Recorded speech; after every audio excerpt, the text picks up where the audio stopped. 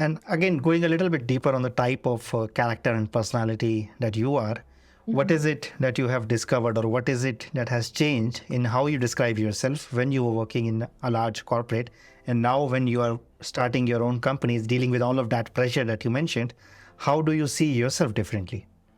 I think, first of all, you learn to accept. Yeah, this is actually a very deep question. You learn to accept because sometimes you plan something in a very perfect, ideal way, in a perfect, ideal world that doesn't exist. And in corporate, you are also involved in a big team, and there are many people, and there are more chances to make it perfect rather than in a startup. It's not supposed to be perfect, so that's why me personally, my big learning is to accept, okay, it doesn't work exactly how I thought, maybe it will work differently. So this is one. The other thing is risk. So I'm right now risking a lot of things. First of all, I risk money, I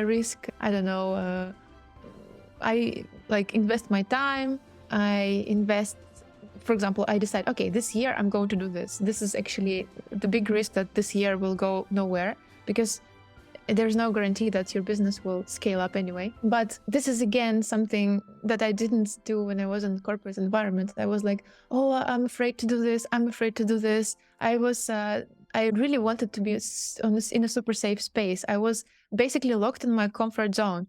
And right now I feel like I get bored if there is no risk. So, I'm getting a little bit addicted to that. So it's a little bit weird, but that's true. So I think you just grow faster if you stop being afraid.